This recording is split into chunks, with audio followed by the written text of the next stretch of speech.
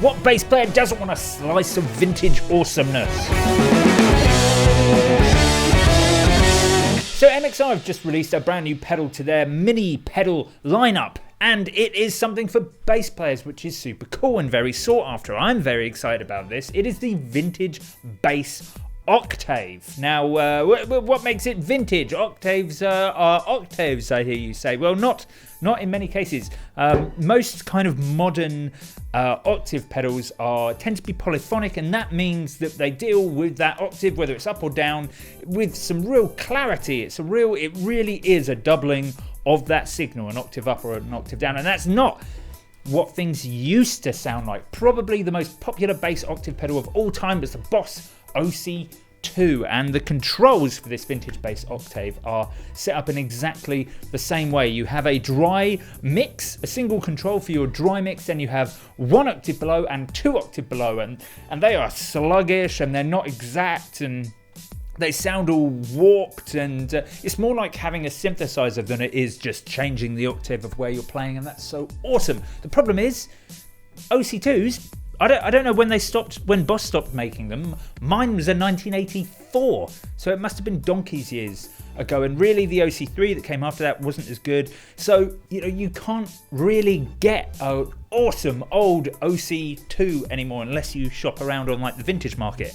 Now you can, because MXR have made this cool little one, and this has everything that you want from a vintage bass octave, plus this little mid switch that allows you to just define your mid-range a little bit more. But the rest of it is just a classic dry 1 octave, 2 octave, all on levels, super simple, great for weird synthy lines, but also great for just dialing in like a touch, just a nuance of sub to your sound if you want to just thicken everything out. Let's give it a listen and see what you think.